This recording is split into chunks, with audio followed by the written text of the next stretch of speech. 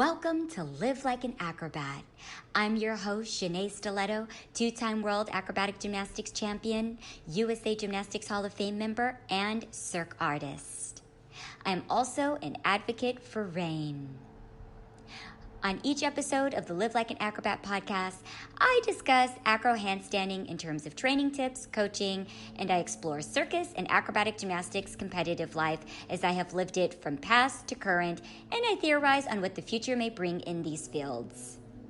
On each episode of the Live Like an Acrobat podcast, I will bring you insight through my own experiences, which are rooted in a perspective built on social justice advocacy and how these important issues continue to intersect between the circus arts and acrobatics competitive world at large.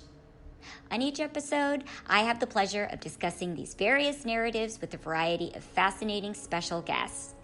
Thank you so much for joining me on this episode of the Live Like an Acrobat podcast.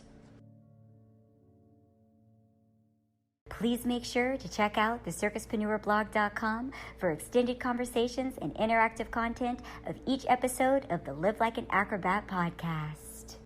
Check out Circo.co, a new circus school online international platform where you can learn hand balancing with me and learn so many other circus disciplines from trained Cirque performers from all over the world.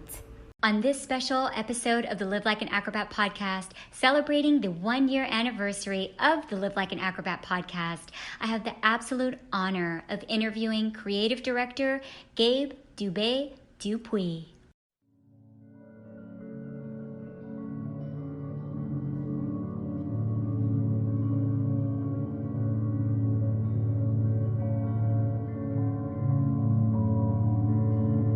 Gabe Dubé-Dupuis is a dedicated collaborator, accomplished leader, and creative director who has navigated with the greats of the industry, including the iconic CEOs of Disney, Cirque du Soleil, MGM Grand, Wynn Resort, and more. Gabe has been creatively involved with the Beatles and Elvis, the great minds of Robert Lepage, Franco, Dragone, and Mark Fisher. Gabe Dubé-Dupuis has been very fortunate to lead and be a part of some of the defining teams for various creations of Cirque du Soleil, and he made waves within Cirque du Soleil this past year by successfully leading an unprecedented movement to hold the circus giant accountable for paying its debts to dozens of its artisans. Please welcome my special guest, Gabe Dubé-Dupuis, to the show.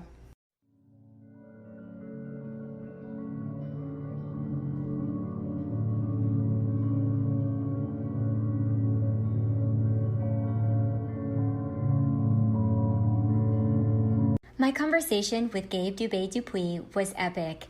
A talk with one of the coolest guests since the launch of the podcast 1 year ago. I can't believe it's been 1 year of delving into conversations that matter within the circus arts and gymnastics worlds at large. It's been rewarding and so demanding in the best ways. I love this episode with Gabe Dubé-Dupuis. He is the quiet warrior, the grounded negotiator, and compassionate observer. And here's to more episodes of the Live Like an Acrobat podcast and to the launch of the mini podcast series, Chat with an Acrobat, where I will have quick conversations with fascinating guests from outside the circus and gymnastics world, and they will share what they think it's like to live like an acrobat. And I hope you will tune in to that series as well, which will eventually become exclusive content only accessible on the Live Like an Acrobat Patreon. I also wanted to express my gratitude to Circus Talk for producing the Live Like an Acrobat podcast spinoff pro series, Think Like an Acrobat, which has given me the opportunity to serve the circus community by offering pro tips and secrets to pros within the industry. It's been a year of striving to meet the needs of our industry and to provide access to information and mastery that should be accessible to everyone seeking to be successful in this industry. I also want to say thank you to Circus Talk for hosting the Live Like an Acrobat podcast as well. I created the Live Like an Acrobat podcast for years in my mind and even had a soft launch of it as a vlog series a few years ago, but the timing wasn't right. And I think that even though I wish that I would have fully launched the podcast years ago when the idea first struck and people always told me to do something similar, I have to say that there's something to timing in your life. And of course, following the call, once it's blaring inside, like it was for me this past year to launch the podcast, you do have the choice to not honor that voice, to not listen, and to go down a different path. And that's the beauty of freedom. But like I know on a deeper level after a year of producing the podcast is that stepping into the expansion of yourself, no matter how much support you get or reward you get, is the reward itself, because if you genuinely have something to say, there is someone out there that genuinely needs to hear it. I thank you for tuning into the podcast and for your support of the podcast. I love the circus and gymnastics communities and encourage our communities to stay vigilant beyond this time and continue to protect your rights as circus workers and as acrobats, because your rights within these industries matter. And if you at this time are struggling to make it through to the other side, please know that you are not alone and that there is a community to support you. Our industries will continue to evolve, and so be proud of how far you have come within your own personal journey. So please welcome to the podcast, celebrating the 1-year anniversary of the Live Like an Acrobat podcast, Gabe Dubé-Dupuis, in all of his sageness, to the show.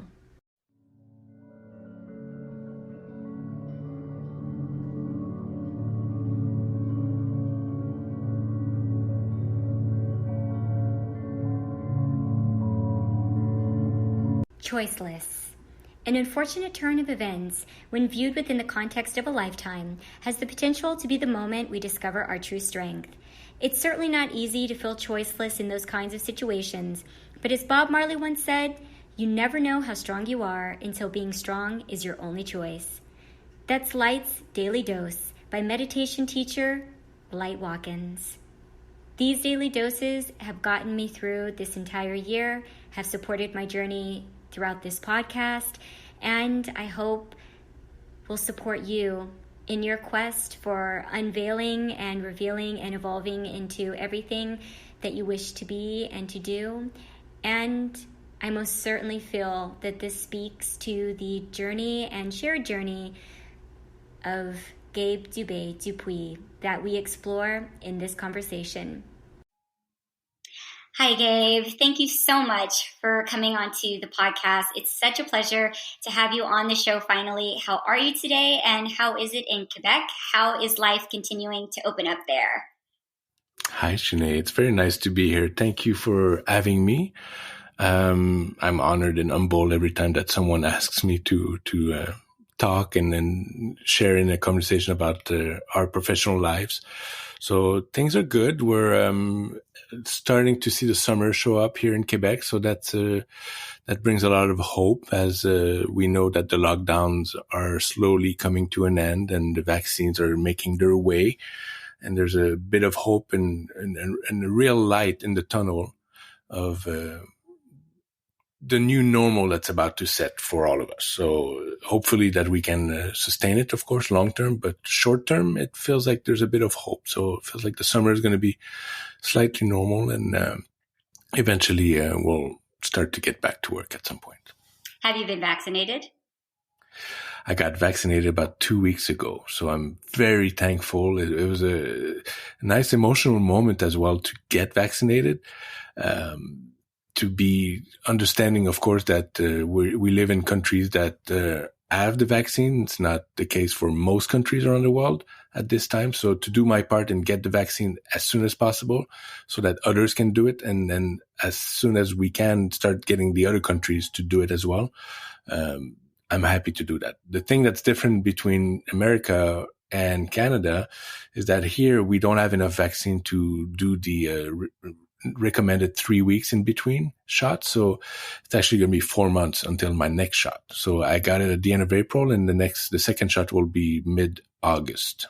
Wow. That is, that's quite some time in between. Wow. It's a strategy that they opted for because it allows to vaccinate more people with one dose as opposed to try to vaccinate more people. You would end up vaccinating less people with 2 doses and leaving majority of the population at risk, especially with variants developing quickly. So that was the strategy, is to get as many people.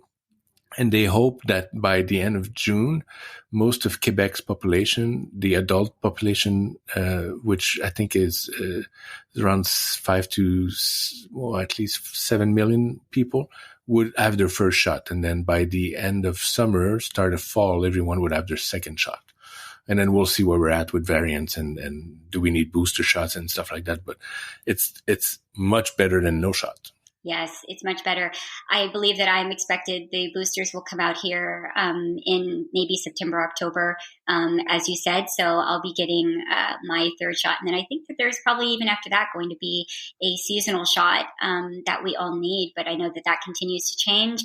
I'm so grateful that you are vaccinated. I'm vaccinated, and so are many of my friends and my family. And my circus friends are starting to get vaccinated now too. And I know, like you said, Gabe, the world is at so many different levels. So it's hard for me to feel too optimistic right now because we see what's happening in India, for example. And, you know, the last time I was there was with Cirque du Soleil. And I just love India so much. And so, you know, I know that I'm very fortunate. I know that you are, but there's so much to care about. And we still, as a global society, have a long way to go in making sure that everyone is safe. So I think it'll take some time, I think, to feel like, okay, this is life. And that, well, it's global, huh? You need to vaccinate the planet. That's how you're gonna get out of it. So, seeing how America was on fire for most of 2020, and now they're invertedly in fire with the vaccine, but now you see India completely going up in flames, which is extremely sad. But it's a good reminder that we got to do our part. So it's extremely tricky to think and to predict what the future will hold. I know that on a much larger scale, they're working on developing a vaccine that would affect all of the coronaviruses, such as the cold himself. So that's great, but that's 5 or 10 years away from now. So I think, yes, booster shots but I think at the end of the day, we really need to do our part to continue to be safe, because variants could develop and then put everything that we've done to trash. So we're not out of the woods yet, but on a more locally based ideation, like regions, you know, so if you look at the United States or Canada or certain countries, England, Israel, you know, so these countries are able to now get back to more of a normal lifestyle, a new lifestyle where you can operate. But the mixed and the traveling that we've been doing that was so common standard, I think that's going to heavily change over the next couple of years. And it'll be 5 years at least before we can get back to something that it was very similar to what we experienced. But that's what I'm thinking, just because, again, we're part of very rich countries that are able to afford those vaccines. Others don't have that luxury. So some territories are going to be like, well, we can't go there because the variants are developing, the virus keeps going, you know. So I don't know. I'm trying to be realistic, as optimistic as well. Yes. Well, and with respect to our industry as well, because that's what we do. All of our colleagues are in all over the world, and some are in the countries that are not getting access to the vaccines. We have colleagues, you know, in Africa, lots of colleagues in Ethiopia, lots of colleagues in Brazil.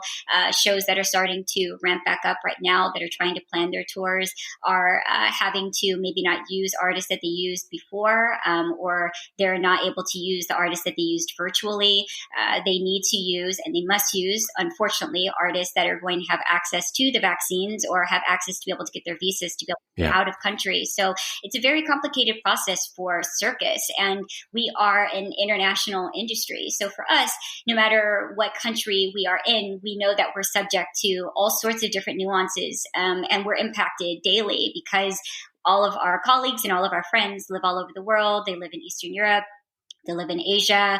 We see also, too, with China coming back, some shows have been able to open back up there, which is good. And also, too, back to the States, Vegas is starting to open up, and we've gotten some good news with Cirque du Soleil shows opening up there. Thankfully, I'm so happy for all of my friends there who, you know, hung in to keep their jobs after how hard this past year has been. I think we've got O coming back, and Mystere is coming back soon. I think that's just fantastic news for our industry and for, you know, our friends. I always remind people, you know, these are our friends. These are our colleagues that we've all known on and off for years that have been waiting to get back to their livelihood. And So I think that's positive developments moving forward. But we also have to speak to, again, artists that could not come back to certain shows because of their being impacted in different parts of the world. But at least we're starting, like you said, Gabe, to see some light happen within the environments. And I wanted to say also, Gabe, I've been trying to have you on for quite some time to the podcast. So it's been a journey to get you here, but you've been so busy fighting the good fight for the Cirque industry. I want listeners to know. And so it's a pleasure to have you on finally to share about your journey this past year in holding Cirque du Soleil accountable by finally paying its debts to its employees. And so I'm looking forward to hearing about how it was for you and how it affected you personally. And it's the 1 year anniversary episode of this podcast. And so I'm so happy it's you that I get to have as my guest, because it's coming full circle in so many ways with things being brought back to life through circus advocacy. And that's at the heart of my podcasting effort with the Live Like an Acrobat podcast. And I've also been thinking about the fact that we know a lot of the same people, Gabe, in some ways. And I was also thinking about when our paths would have crossed. And I think only about Quidam, because I was offered to do the solo hand balancing role in Cirque du Soleil's touring show Quidam twice. And I think it might have been during the time that you were working there too. I'm not sure. But again, with your history with Cirque du Soleil and your lineage with Cirque, which I will have you go into, is so important to help listeners understand why not only what you did this past year in leading a Cirque movement was so powerful, but who you are in connection with Cirque du Soleil makes it all the more admirable that you didn't allow a sense of going down with the ship that has served you well, so to speak, to keep you from fighting that good fight. Gabe, I find myself reminding people all the time that our careers are not hobbies, and that having a job with a company like Cirque is the way that we earn a living. It's the way that we save for our retirements. It's the way we buy a house. It's the way we get health insurance. It's the way we provide for our families or save up to start a family. And I think that became very real this last year to people watching from the outside in. And it's one of the main purposes of the podcast for me, which is to always remind audiences and those that participate in the circus communities themselves that art is work. That was the hashtag of this last year. It was art is work. And that this is our PhD, this is our doctorate. It's our financial lifeline, just like any other profession in the world. And it's not less valuable because it's performative. In many instances, it's more valuable because there is no real life without art and performance. That's how generations dream. And that's how people come together through a common cause in most cases, even despite their differences. And that's by experiencing live performance or some form of art or entertainment. And so before we get into your advocacy of the last year, Gabe, can you speak to how you came into Cirque du Soleil, how you came into the circus business at large, and how this ultimately became your career? I know you've worn many hats within Cirque du Soleil and many hats within circus. And so it would be wonderful to hear about your journey to claiming your path as a working artist, and also what your perspective has been like working with Cirque all the way up until the pandemic. Absolutely. It would be a pleasure. Before I dive into it, I just want to talk about Vegas for a second, because you mentioned Vegas. Anybody who's been to Vegas, who lived in Vegas, or experienced Vegas, Vegas is the wild, wild west. And I mean that with all the respect in the world. But it's also, so to see it open its door now the way it has, Vegas was patient, but now Vegas is putting on its cowboy boots. It's kicking the doors open of the saloon and it's saying, it's over. Come on in, and then Vegas is the pain center relief of America and world as well, but most and foremost America. And so it's a good sign that the pandemic is coming to an end in the States, or, it's being addressed as it's coming to an end. So to see Vegas kick back up, to see shows reboot, to see influx of people flying back in, conventions coming back, that is an incredible good sign. That is going to have repercussion around the country. So it just goes to show you how in the past 30 years, Vegas has really become the entertainment capital of the world in a way, but really of America. So New York is going to catch up. New York is going to open up in September, and that's also going to be fantastic for all the other reasons that we know and we love New York for. But Vegas is really kicking the doors open. And so I'm super happy to see those friends getting back to work. I'm so proud and I wish everyone a lot of luck, because it takes a lot of luck as well as the hard work to get those shows back up to speed. These shows have never stopped. So to remount those shows is an amount of work that is beyond comprehensible for most people. These shows were born, they were never stopped. So now to remount them and to reorganize that energy is going to be quite spectacular. So I'm hoping that eventually I'll get to be back in Vegas, and I can't wait to see Mystère and O again. And I hope for good news for future shows as well. As far as my story, I was, I'll round it up in a nutshell, as nicely as I can. But I grew up with we were four siblings in the house, two parents, of course, four siblings. My two parents were heavily into arts. My father was an actor, a comedian, clown, musician, stage manager. He was a jack of all trades. And my mom was an artist, and all of her capacity to everything she touches turns into art. Whether it's sewing, whether it's drawing, whether it's fabricating something, she is just deeply passionate and super talented in the arts. So I grew up in backstages of theaters, of circus performance, and street performance mostly. And so I was always attracted to that. My father was bigger than life into my eyes, of course, because when you see your father wearing a clown nose, playing an instrument in the streets and enchanting crowds around, there's nothing more beautiful than seeing your parent being, a god among people. That's how I perceived it as, So I grew up in that. I always knew when I was a kid that I wanted to be part of that arts world. I loved the energy that was always around it, the creativity, the good living. In French we say bon vivant, but the good foods, there was a lot of celebrations. But I don't mean that as the partying, but I mean that more as celebration. There's a lot of enjoying the moment and celebrating. So that I knew from the age of 6 to 7 and 8 that I wanted to be part of that world.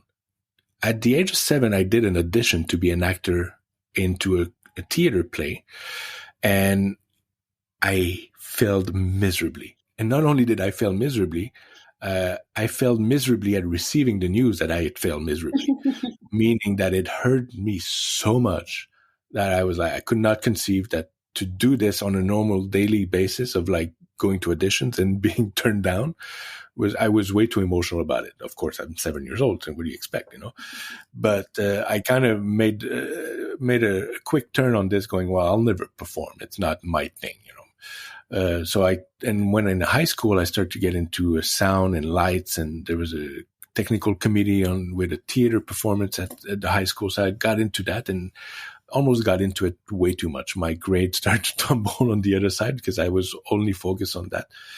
My father was called back by the owners of Cirque. He knew them from early days prior to Cirque, late 70s, early 80s. They had been part of festivals and the troops, they all knew each other. My dad was a street performer. They were street performers. So they called him in the early 90s to be part of a show, and he turned them down quite a handful of time. He didn't want to do anything with that circus. He was trying to be a theater actor. And then eventually, of course, it's a struggling world, to perform and to make a living. So, he would make 5 or 6 plays a year, 2 commercial, 1 TV series, and he barely made ends meet for 4 kids and, supporting that. And so he called Cirque and he said, okay, fine, here's my price. And he grabbed the largest contract he ever had. And they said, sure, fine, no problem. So he was like, okay, well, clearly it's a different business in there. So he was hired and created a character for a show in Japan that was called Fascination. And that's where the baby was born, the baby character that's infamously known now in Mystère. So he created a character for a 4-month tour of Japan with Cirque du Soleil in 1992. So that's when I entered the world of Cirque du Soleil. I was 15 years old at that time. And then I discovered it. I really was like, wow, this is quite an incredible talk about celebration, talk about energy, communal energy, and performance, of course, because you're blown away by the human performance that you watch. So one thing led to another, and he was called upon to recreate his character in a show in Vegas that ended up being Mystère. And a year later, I was pulled into Vegas to live with him full time. So I ended up as a high school kid that didn't speak a word of English. From one day to the next, I ended up, in front of classmates in the high school in Vegas, trying to make sense of what was happening. So it was quite a shock. And as I struggled and to learn the language and perform my grade, they downgraded me in where I was at in my standing. So I was hanging out with people that were actually 2 years younger than me. So I was 16. The people in my class were 14. So it was quite troubling. Most of my friends were back in Canada. And on the weekends, I would go often to see Mystère. And my dad could tell how much I loved being around that theater environment. So he organized for me. And that's the only time that he's ever done something to help me out. And I mean that in a good way, because you don't want those doors to open because of somebody. You wanted them to open because of what you do. But what he organized was for an internship where I got to participate for 8 weeks. Every weekend I would be in a different department. So I would do a weekend with carpentry. I would do a weekend with lighting, with rigging, automation, wardrobe, props. All these things was absolutely fantastic. Sound, every weekend I'd get to learn more about the skills, about the experience, the people that delivered those cues on a nightly basis, their knowledge, their passion. And of course, as a bonus, you get to be backstage during the show that you love the most, After those 8 weeks came to an end, I was asked by the artistic director at the time to do a close-up just to help her out. She wanted to do a close-up of video of a performance.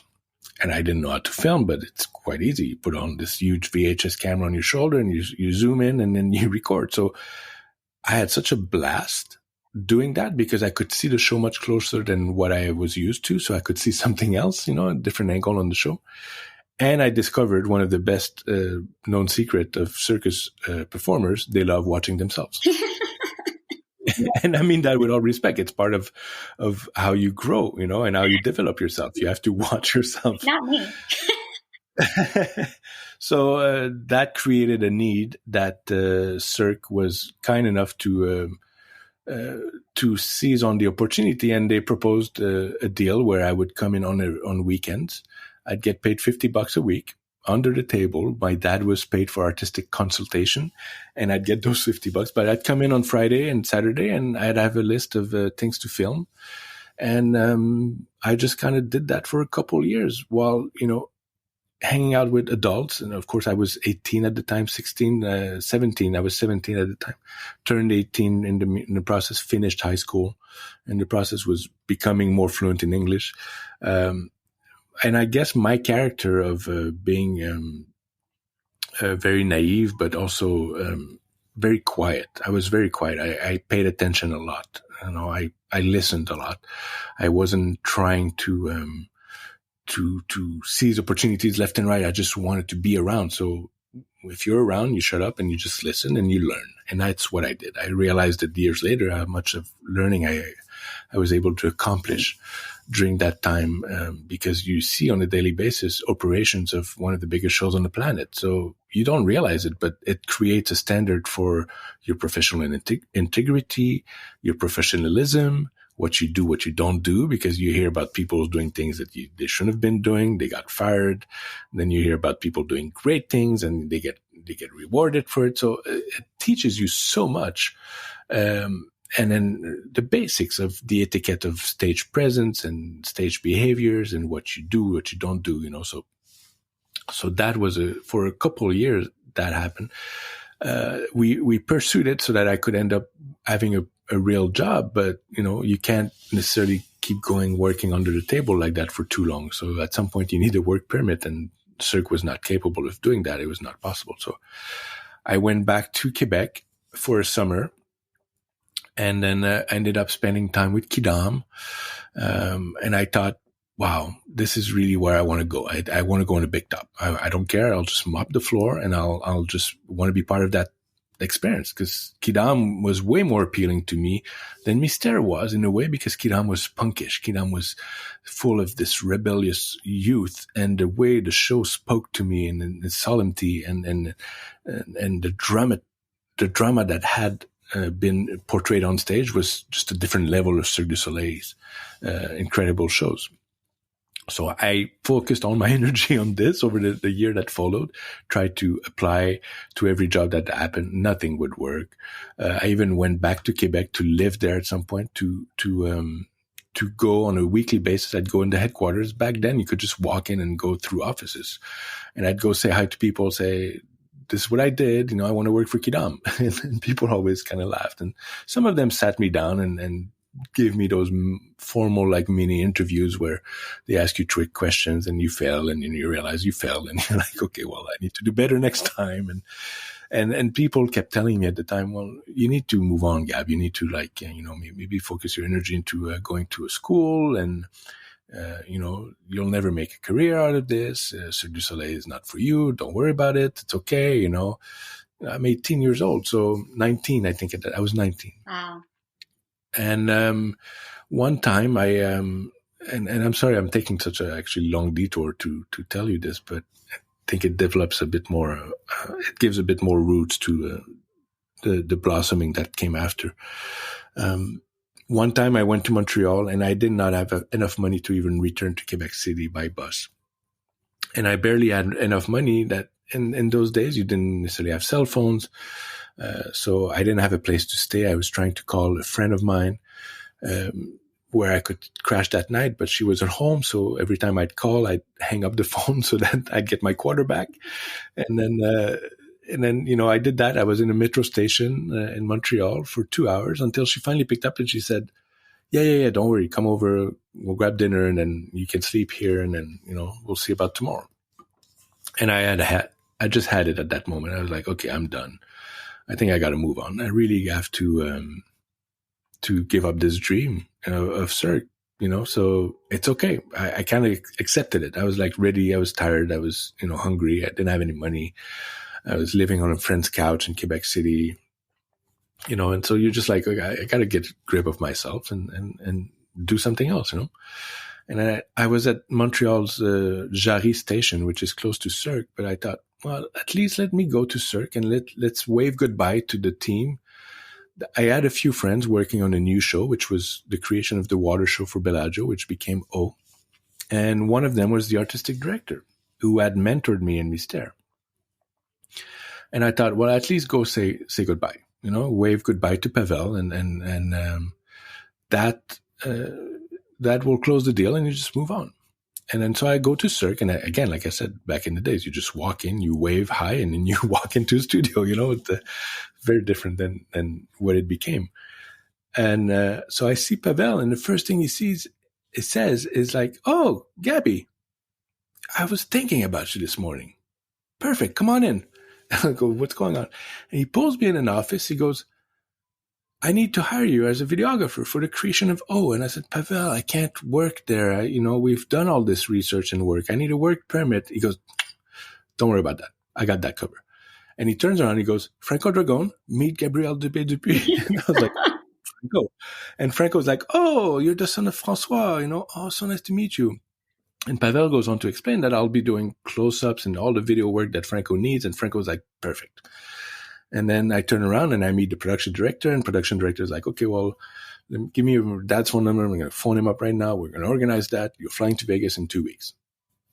Like that. My life changed. And that's when that was the propelling moment that I came home to my friend's house that night. I couldn't believe what was happening. I called my dad. I said, you're going to get a call from people at Cirque. They want to talk to you about making a deal with me. So that meant more artistic consultation of him for the time being.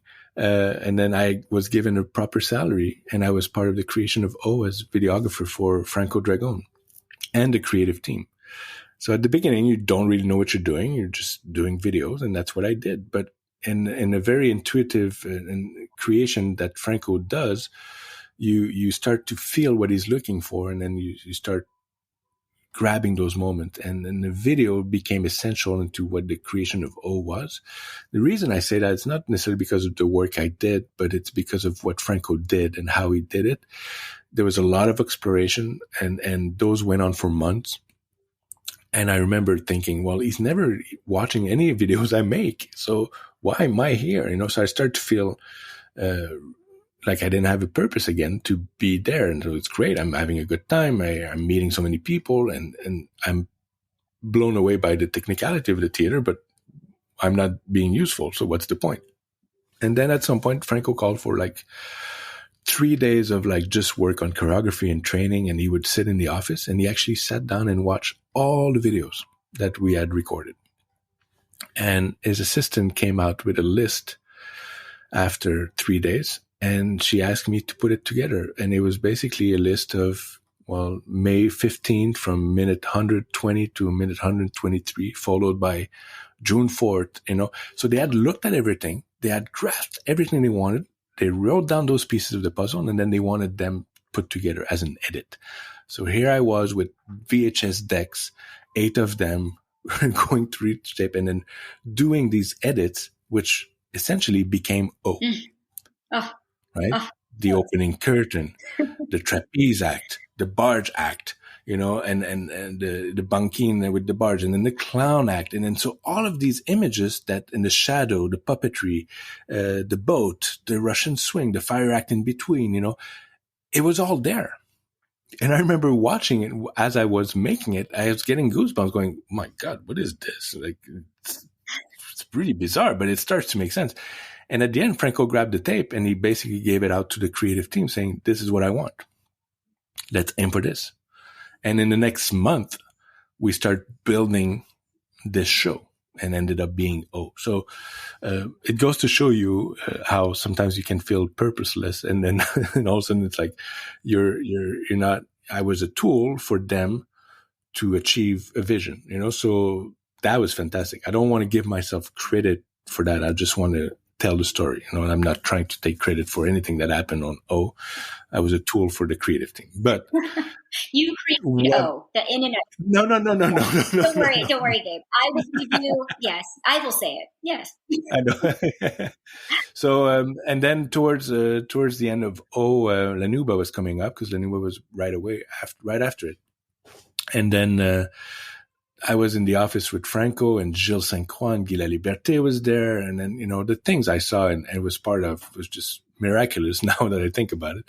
And they kept teasing me as to what I would do after O. And I was like, they're like, so what are you doing after O? I was like, well, I don't know. I gotta get back to like Canada because I don't have a work permit here. I was working illegally a little bit, So, and they kept teasing me and Gilles, Franco was like, well, why don't you come to La Nuba? No, Franco would ask Gilles, why doesn't he come to La Nuba? And Gilles would be like, well, maybe, I don't know. And then someone would say, well, he's right there. Ask him if he's available. No, I don't want to ask him. So they were teasing me and making fun of me all this time. But the deal was done and set. I had no idea. Because I looked at it and I said, I can't go to La Nuba. I don't have a work permit. And basically, everything was in the works. They set up a work permit for me. I flew back to Montreal, and that's when I was officially hired. It was October 98, where I became a videographer for the creative team of La Nuba. After having done 3 years of work under the table in a way. I don't want to say illegally because obviously if anybody from the IRS or the government is listening, I'm in trouble. But CIA. So that was kind of the beginning of that career. We did La Nuba's creation, which was epic. I realize it now that obviously this was the end of that core creative team that created that inertia that became Cert. And then since I had a work permit, I was pulled back in Vegas, hired as a videographer for O and Mystère, and trained as a backup stage manager for both shows as they needed help. And I did that for a couple of years. Experimented a lot in videography. They purchased for me a lot of equipment. I self-taught myself editing. I started to do a lot of films. And that led up to the creation of Humanity. I was part of that as well as a support videographer, but then I had a team. And I started to venture more and more into supporting video teams around as they were shooting. I was experimenting a lot at the time, VJing for parties with Guy Laliberté, and then then you get back and then you go around the world, do a Cirque tour of all the shows and film those shows. So I did a lot of that, and that led up to the creation of Ka, where I was hired as the as the filmmaker to document the making of Ka.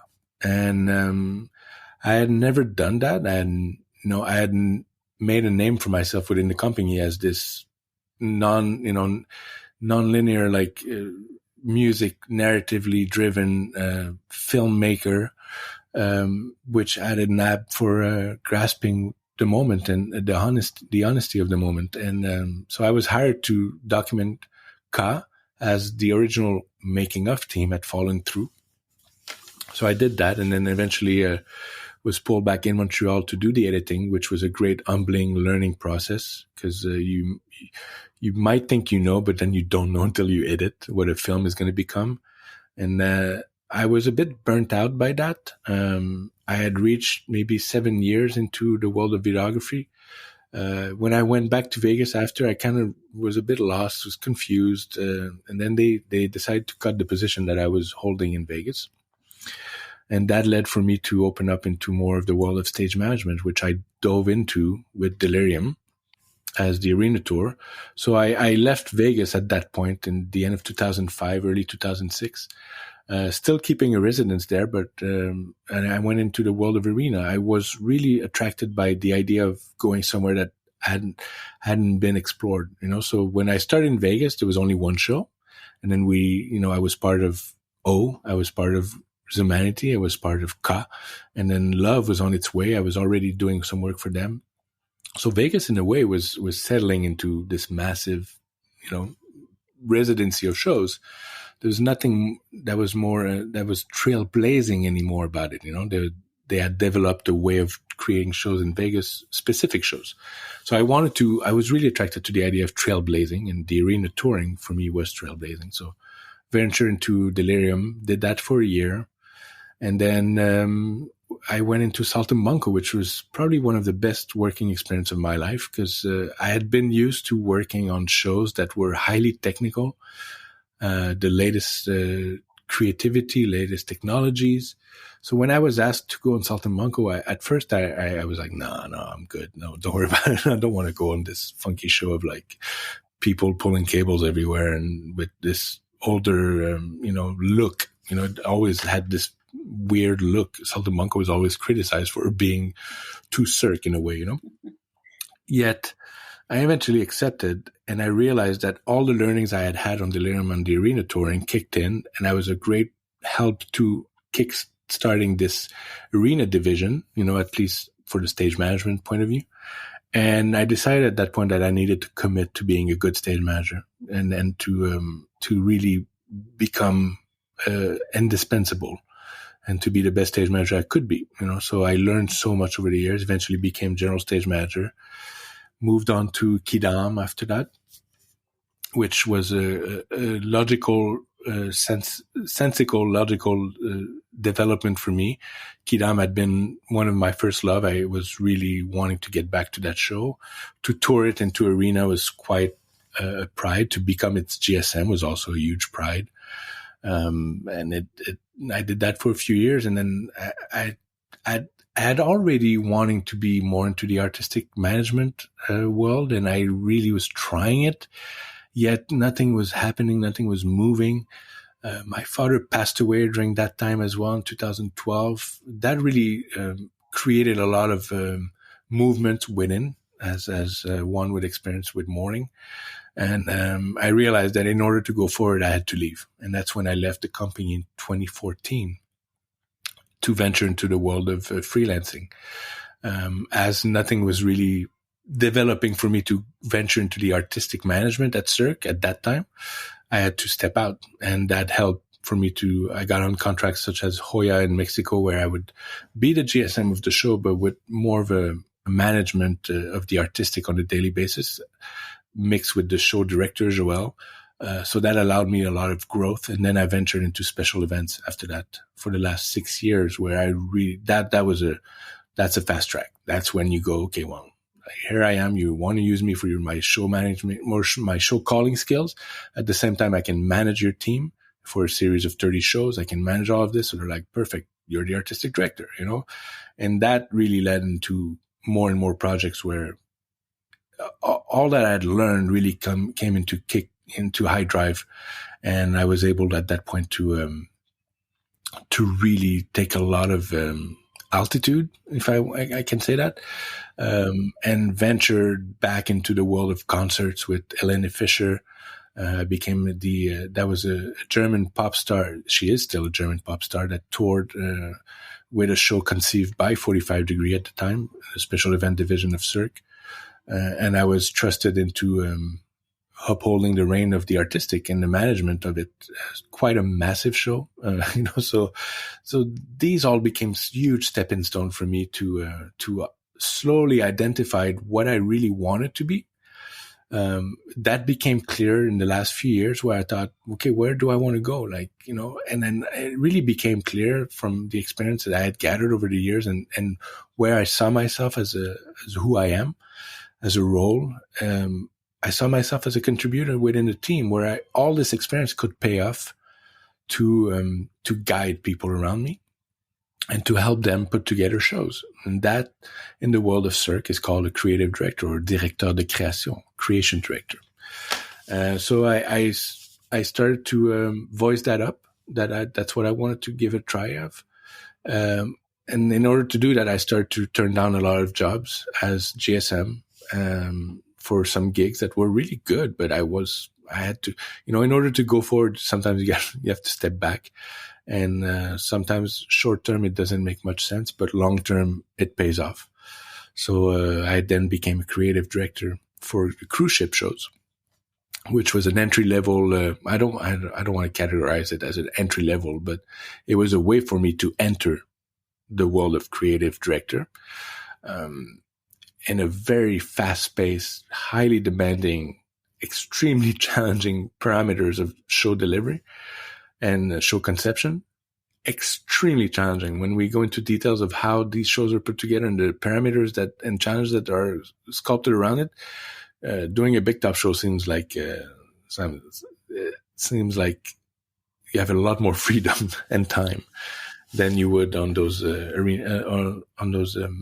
cruise ship shows. And so we were able to deliver 2 shows, highly successful through a very painful process, huge learning process for me and for the team around, sometimes at the expense of creative members around, where, you learn, you don't have it perfect the first way, but you try your best. But at the end of the day, it's the team that delivers. And I'm so proud of the work we did. And I was hired back to create 2 more shows for the final ship that Cirque was meant to produce. And then the pandemic hit. So my dreams of becoming a creative director were slightly realized. I had touched it. I had delivered it. I was even told by the executive producer that under promise, over delivered, that I had, really delivered probably some of the best shows at Seas. There was great potential. I felt like I was right where I wanted to be, where I needed to be. But then the pandemic hit. And once the pandemic hit, it really kind of slowly over the course of the last year has really seriously altered the dream of being a creative director. In the last few months, it's becoming more realistic that I am still a creative director, and I'll focus on selling myself as a creative director and focus on delivering work as a creative director. But seeing that it's not too many industries that use that role and title. And of course, most of my professional life has been spent within the circus world. It's going to take some time. So it's going to take some time before our industry restarts. And there's a lot of people for a lot less work right now. So that's all part of the reality. But I'm not giving up on the dream. And if I can find ways to apply it to different domains and industries, I'll be more than happy to join and jump in those as the circus world is restarting. So. Well, I think it's amazing too, Gabe. I mean, that was an incredible rundown of your history and your journey. It was so beautiful, and it's so, so, so epic. I mean, for listeners that get to listen in on that journey, that is a one-of-a-kind journey that Gabe has had, that most people only dream of having that level of connection and experience within an industry that they love so much and that they're so devoted to.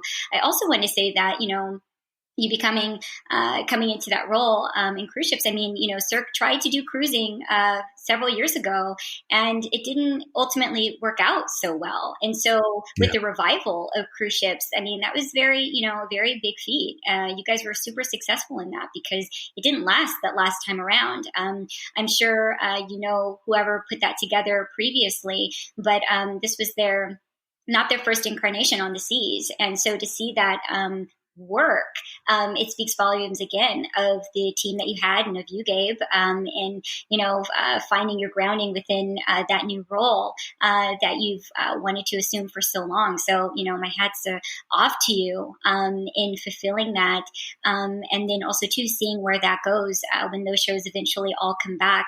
Do you have has there been any talk or timeline about when those shows will come back that are going to be on the seas? I'll go back to the first cruise ship experience you mentioned. I think there was around 2006, 2005. Mm-hmm. There was the bar at the edge of the world, different. I think it was Celebrity Cruise. Mm-hmm. They were the perfect example of what Cirque had to face most of its life since it became so successful mm-hmm. at the end of the 90s. And that is the brand. The brand is so powerful mm-hmm. that it attracts so much. Mm-hmm. Yet if you don't deliver what people are so used to seeing as what makes the brand so successful, it creates a lot of confusion. The reason I say that is because I experienced it on Delirium. Delirium was one of those first ventures where, it was about the music. It was about visual experience. There was acrobatics, but it was not acrobatically driven show. It became more acrobatically driven show as audience were not responding as much because people came in to see an acrobatic performance. So same thing kind of happened on that experience. It was the bar at the edge of the world.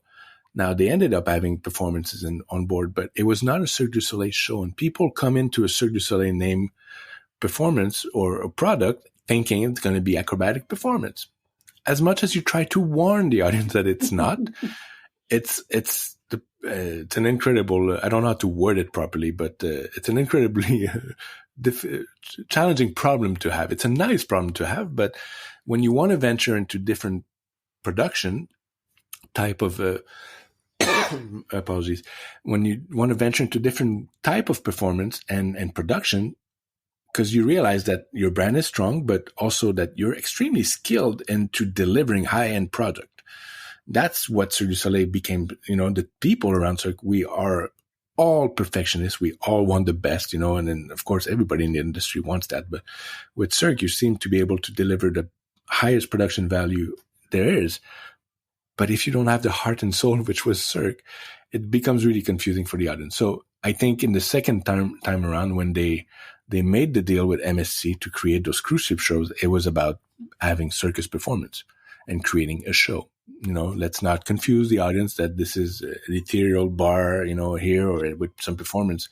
Sit down, watch a show and perform. The trick that was really difficult on delivering shows on those ships, you had to deliver 2 shows. So already that's mind-boggling because you're developing 2 projects at the same time.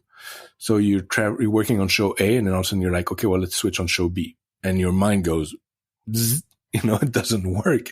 The electricity doesn't flow the same way from one show to the next. And for you to completely emotionally and intellectually stop thinking about one show and then focus on another one, then you start diving into that one and then you got to go back to the other one. So that was one huge challenge. And the other challenge is the shows are 45 minutes long. So in a show that's 45 minutes long, you don't necessarily have the same time that you would with an audience member to engage the same way. And in 45 minutes, they're up and they're back on the ship moving around somewhere else. And originally, I think the shows were 35 minutes. And they went up to 40. And by the end, we were about to deliver shows that were 45 minutes long. So imagine 35 minutes is not a lot of time to impose a story, create an emotional connection, and then leave people wondering. So that was part of the challenge. And the reason why I say that is because of the work that was done previously on the first 2 ships that, I could see the evolution of how storytelling could go. And then we opted to go a certain way and ended up being very successful in our storytelling skills and delivering shows that made people laugh. And another one made people cry. And I made people cry like you're going back to your childhood crying, so that was very powerful. As far as the remount of those shows, I'm not so aware of the inside talks. Cirque has rebooted, and MSC slowly rebooting. There are two industries that have suffered enormously during the pandemic. You think about entertainment and cruise ship traveling. Those are two industries that were almost at zero. Cirque was at zero. Cruise ship was still able to tour somehow, but very limited. So I don't know. I don't know what's going to happen. What I've heard is that they're supposed to talk at some point about it to discuss how this is going to remount or not. But that's kind of all I know about it. So sadly, that's how it is. I had more hopes when the pandemic started that I'd get back on that project once it kicked back on. But it speaks volume as to what we were thinking when the pandemic hit. It'll be a couple of months and we'll get back to get back on the wheel.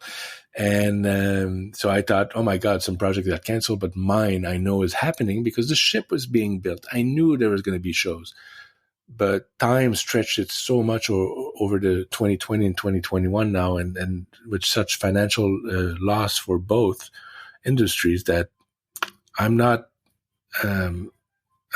negative. I don't want to be negative. I'm very hopeful, but I'm trying to be realistic as well. So let's see how the industries reboot first. Let's see when people start going to Vegas. Remember what I talked about? It's one thing locally to be able to reboot. When you travel between continents and different countries, it's going to be a huge challenge. So cruise ships have huge challenge ahead of them as well. So I have no doubt that shows will return on cruise ships. I just don't know about these shows.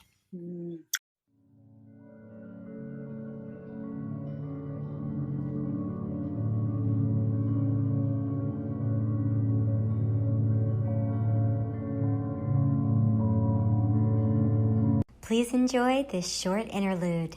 Check out my new vlog series, Think Like an Acrobat, which is available exclusively on Circus Talk as a pro series. It's offering pro tips to professionals within the circus arts industry. The latest episode of Think Like an Acrobat is Let's Work for Ourselves. How to be financially savvy with stage manager and broke girl rich financial blogger Melissa Bandar. Learn the pathway to achieve financial literacy and financial stability as a working creative. Melissa's approach is enlightening and confidence-inducing. And now, back to my conversation with the founder of Shine Alternative Fitness and a financial guru himself, Dima Shine.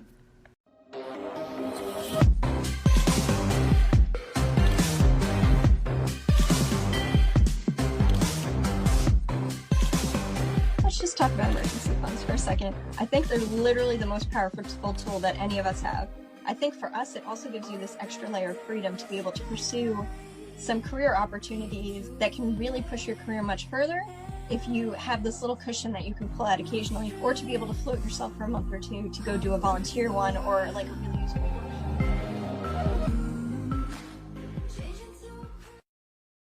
Join the Live Like an Acrobat podcast on Patreon. Become a patron. Enjoy early episode releases of the Live Like an Acrobat podcast, and stay tuned for more exclusive content to come in the future as the community grows.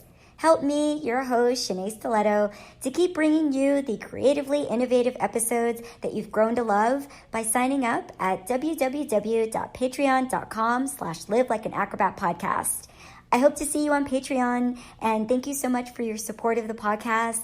It's my intention that the Live Like an Acrobat podcast will make a lasting positive impact on the circus arts world, performing arts world, creative entrepreneurship world, and acrobatic gymnastics competitive world at large. And now, back to my riveting conversation with Gabe Dubé-Dupuis.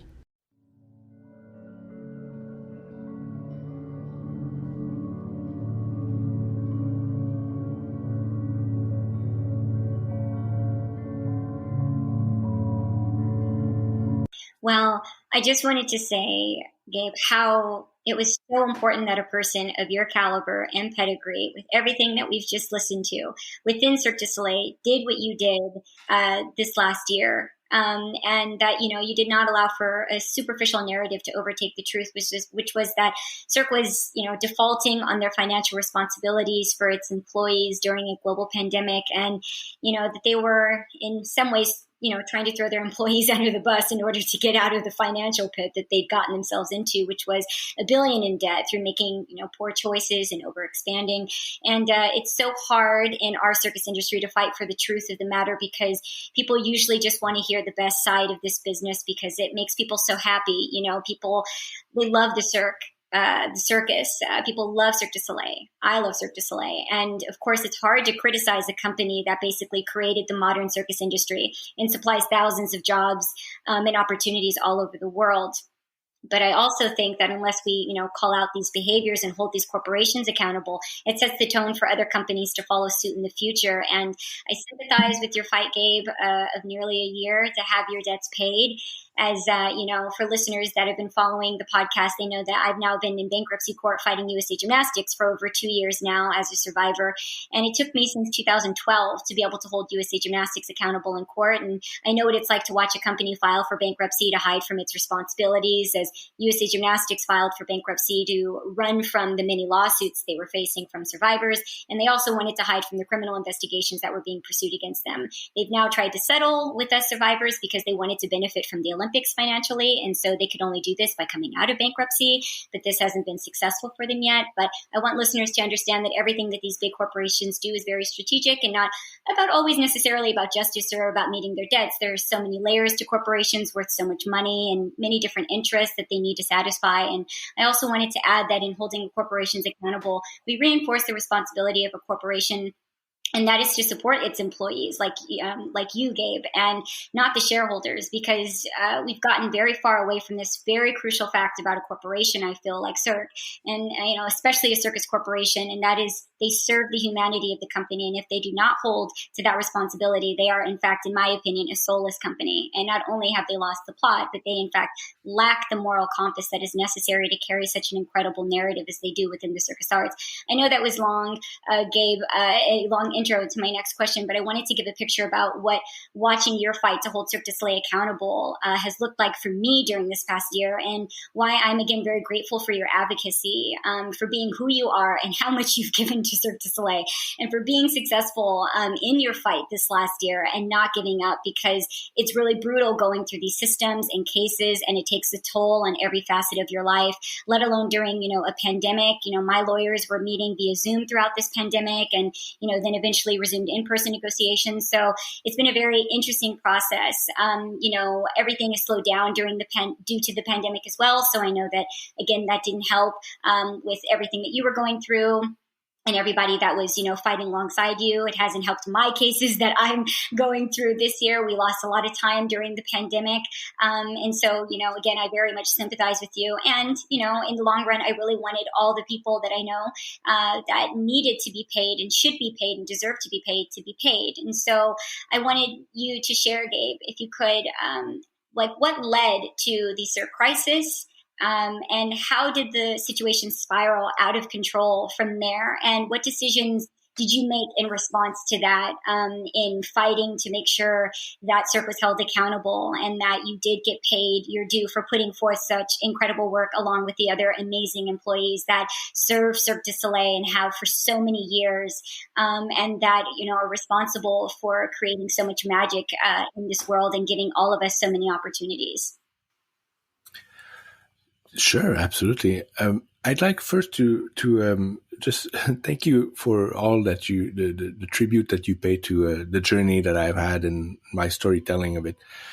I'm always very naive in understanding how it has an impact on other people, because for me, it's just my journey. And it's just the fact that I had an opportunity that led to many more opportunities. It's only later in life that I realized that you also create your own opportunities and you seize those opportunities and you learn so much out of it. And I remember I said I was a witness and I was also paying attention a lot. So I felt like most of my professional life, that's what I did. But that also turned me into, it made my professional life such a unique one. So I didn't go to school. I didn't master a degree into stage management or scenography or lighting design, so for me to end up, there's a sense of imposter syndrome, and many times in your life that you face. So I just want to acknowledge it, and I say thank you. So I appreciate. To go back to what Cirque, the start of the pandemic and the payments, I'll just clarify a few situations. So a few comments just to make sure that people fully understand. So when Cirque, when the pandemic hit, we had been driving this ship, the Cirque ship, all together for years now, and then it was driving very powerfully fast, and it was fine. When Guy sold the company in 2015, these new investors came in, and it was very clear there was going to be a lot of productions in the years ahead, and no one ever complained because we had plenty of work. And it was fantastic. I have to say, I was really thankful for all the work and the opportunity. When you're able to actually turn down work to pick a better job is a great opportunity, So, and that is something that, of course, we appreciate even more now. Now, when it stopped, what took us all by surprise was that within only a few days of being sent home, because the government had asked that people work from home, was the fact that on, I think, March 15th, Cirque shut down all the shows in Vegas. And on the 19th or 20th, they laid off 95% of the employees. That came as a slap in the face, which was bigger than, we got hit, but it took weeks for people to fully understand what was happening. And in the few days that followed, my project was suspended. And I thought, well, that's weird because we could keep going because the partner has put in money into this project, so we should be able to keep going. But then our project was suspended just like most of them. And a few days later in the newspaper, it leaked that Cirque's credit margin or debt was being reviewed as very, very poor. And then, I work in creative. I don't really fully, completely understand the business side of things. That's not necessarily what my forte is. But then you start digging a little bit more and you're like, okay, well, and then people around me who work in finance start to tell me, ooh, the outcome's not very good for Cirque, And so I was not able at the time to add up, as I think most employees were. They were not able to add up that 2 + 2 = 4. We were just very confused, knowing that Cirque was the strongest, animal. It was Goliath, so Goliath doesn't just fall over. Goliath is standing up strong.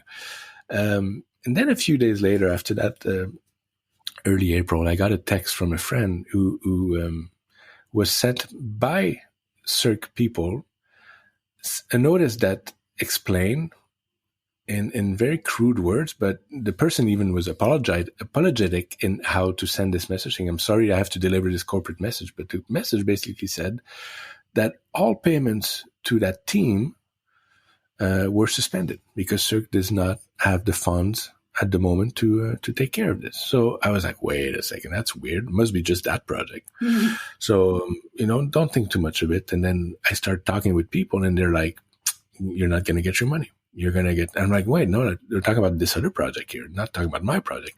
And some financier people really tried to, they made me look at a bigger picture, and they made me understand that Cirque was in failures of paying their interest for the loans that they had. And I was like, okay, well, so I didn't get it. I didn't understand what it meant. And eventually I started digging a little bit further. I talked to my producer and she explained to me, yes, indeed, we're suspending payments. And that came as a slap in my face again. Now, I had just delivered 2 shows, working on 2 new ones, and I had worked so hard in the delivery of those shows in the 6 months previous to the stoppage of work that I had not sent all the invoices I should have sent. And the reason is I didn't focus on like, well, here's my deliverable.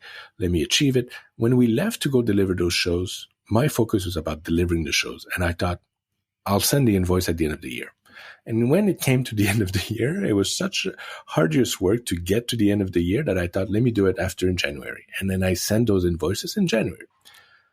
And I was expecting quite a large sum of money, $70,000 to be precise. Mm. So I thought, wait a second, you can't not pay me. I was telling my girlfriend at home, who had just lost her job as well, don't worry, we were supposed to have work done on the house. I said, don't worry, I have a lot of cash coming. We can sit on this for a while. We'll be fine, So I'm actually not anxious at all. Just trying to stay home and stay away from the virus. So that became an enormous slap. So I was told by a few people around me, Gab, you should write to Daniel Lamar directly.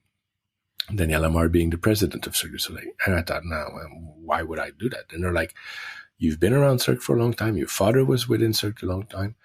Plead your case. Write to him and write to Yasmin, who was the producer. So I wrote a note specifying that I was informed that there was a suspension of payment. And I expressed that here are my invoices. They amount to $70,000. This is putting me at risk financially. Could you please resolve the situation as soon as possible?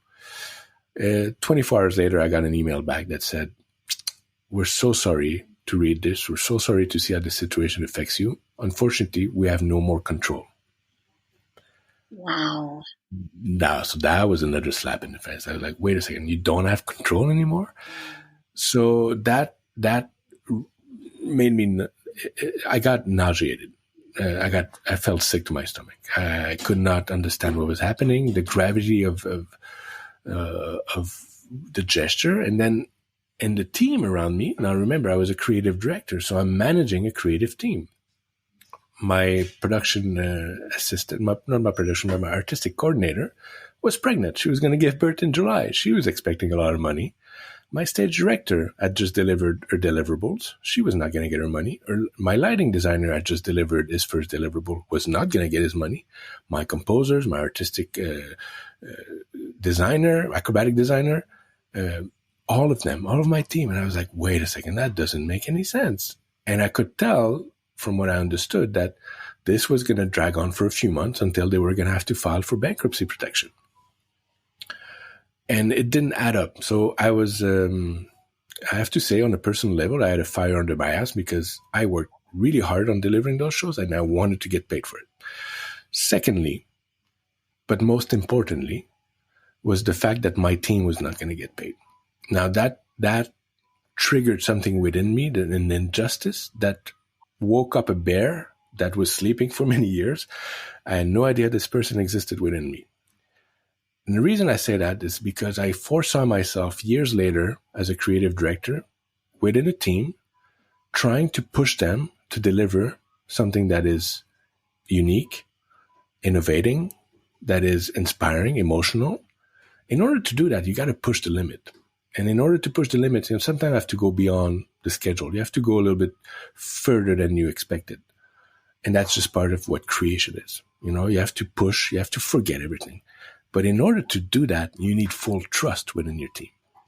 Now, if those people were not going to get paid, how do you ask them to deliver 4 or 5 years from now, 2 years from now? And if these people can't deliver and they cannot innovate because they don't trust, then you're no longer the major player in the entertainment world. You see where I'm going? So this is where I saw Cirque, and I felt so passionate about it that I thought, wait, you can't do that. You're killing Cirque. So I started calling a few creative directors around, and they confirmed to me that their team was not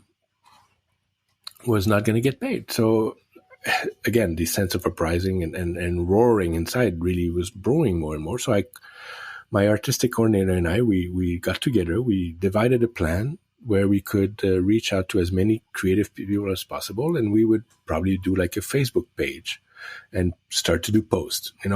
That was the very beginning of how this developed.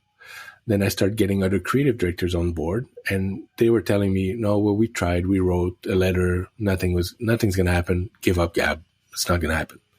We're not going to get paid. We lost the money, blah, blah. We have to wait and see. We have to sit this and wait. And I was like, no, we can't do that. We got to make this, the public needs to know. We need to appeal to the better nature of the human being. This company is fed and is built and fueled by human energy. So if you don't have that, we're not producing car pieces that we put together. We're producing emotions, and that's done by people. So we then got together with those creative directors. We bounced ideas and we started reaching out to our creative people, letting them know that if we organized, would they be interested in supporting the cause? And everyone didn't want to ruffle feathers because people all want to get hired after this. But they all felt comfortable under the umbrella of this regrouping. So we formed a regrouping. We started to plan out our strategy, which was to reach out to Cirque first and appeal to them by saying, look, this is, and so we did a survey within the 100, and so at first was 60 people. It grew into 150. And we established that the debt that was owed to us was about $1 million Canadian for 60 people. So we averaged it to $16,000, $20,000 per people. Now, the thing that makes us different from everyone else is that we're all contractors. We are not employees. Cirque treated their employees perfectly as per the rules. They did everything right as per the rules. That's the difference. We were classified as suppliers. So we were falling in line as suppliers. Not only as suppliers, but we were probably the last ones on the lines of people to get paid. That's where the big difference is. Yet we are hired project after project as contractors, working mostly full-time, almost at Cirque du Soleil at all times. Not all creatives do that, but a lot of them do. But that's how the business is structured. They hired freelancer, they create projects, and then thank you. And then they rehire those same freelancers for a different project. Now, we're not protected like employees were. So we were falling behind. So at the end of the day, we were never going to see our money. So that forced us to again, express the idea that without us, there is no creative content being produced. We are the makers of that IP and intellectual property, that creative content. We are the producers. We are the technical directors. We are the production directors. We are creative directors, metteur en scène, stage director, lighting designer, musical composer. All of that, what entails into creating shows, everybody is freelancer. Now, if you don't pay those people, you don't necessarily have a future, you know? And that was really appealing. Not appealing, but that was for me the sensitive code, you know? It's like, we want to put that out loud. So we structured ourselves. At the same time, I was approached to speak up in a news article for the New York Times, which I did. It shook a lot of my own belief because I never wanted to ever bite the hand that fed me. That was never the purpose, the intention. I just wanted to raise the fact that we weren't going to get paid. So speaking up in the New York Times is not something one does easily. I got nauseated with the idea. Eventually, I accepted it and I ran with it, thinking that at the end of the day, when a caravan drives by, the dogs will always bark. But when it's gone, the dogs stop barking. That's how I approached it, you know, and I had the support of my friends and family. So I decided to speak up and being critical of Cirque not paying me. And a few days later, we reached out to Cirque, letting them know that there was a regrouping. They owed us $1 million. And if we didn't hear back from them, we would go public. We didn't hear back from them. And by the time we heard back from the lawyers, it was quite a simple response as, we're sorry, nothing we can do.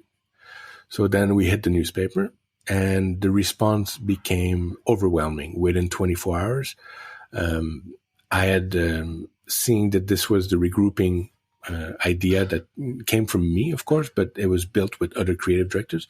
No one wanted to be a spokesperson. And since I was already out in the New York Times, I thought, well, might as well just go all at it, right? This is my fight for all of us. Let me try to be as respectful as possible because I do love the company. I believe in the company. The idea is not to slam them. The idea is to get paid and to get our money due for the work we did. Because all of this was work rendered for most of us, between January and March 15th, when the shutdown happened. All that work was done. Those deliverables were made, you know? Mm-hmm. So then we started to hit the newspaper. And within a few days, I had calls from investors that wanted to buy Cirque. I had calls from the founder of Cirque, from Guy. I had calls from Gilles Saint-Croix, one of the co-founders of Cirque. And then we got in touch with Mitch Garber, who was chairman of Cirque. Mitch was not aware of the letter that was sent to Cirque in the days before, and to Mitch to give Mitch the what comes back to Mitch. Basically, he took the lead, and we started to develop a dialogue in the shadows, you know, of the media, of trying to come to an agreement. And it was never clear enough for us that we were going to get paid. They were saying that they wanted to. Then I started to get calls from within the company itself, from producers saying, we appreciate how respectful you are. We are with you. We're trying to fight with you. So you could tell at that time that we were able to turn a page and energy, and the public also had an opinion on this. What helped as well is that the government of Quebec wanted to invest money to rebuy Cirque. And so we jumped on that as well, saying, if you're going to buy Cirque, make sure they pay their employees or their contractors. So we did a lot of media push. I did a lot of interviews. It was mostly local, some of it global in Canada. That put some pressure. I don't think the headquarters of whoever owned Cirque at the time, TPG, felt any shake from it. I don't think TPG really was affected by it. At the end of the day, what we put in the light of day is that if you don't pay your creative teams, you don't have a creative future. So, and I think that came to light when on June 16, for the anniversary of Cirque, we surprised everyone because we had planned a tribute protest. And I say tribute protest is because we wanted to underscore and to celebrate the anniversary of Cirque du Soleil, which is June 16th. And by doing so, we created an event. So we organized it the same way you would organize a show. We put a creative team together, and then they created this event, which was the raising of a symbolic big top. And at the bottom of it was the artisans that were holding those masts. And what we wanted to portray is that without us, the artisans, the big tops cannot stand. So we invited media. We had musicians. I was there doing a presentation as well. But what really nailed it was the presence of Gilles St. Croix, the co-founder of Cirque. Gilles came to support us. I had invited Gilles to show up. Gilles came. I never asked Gilles to say anything. I just wanted him to be present. He came to support us. And then he asked me just before, he said, do you want me to talk?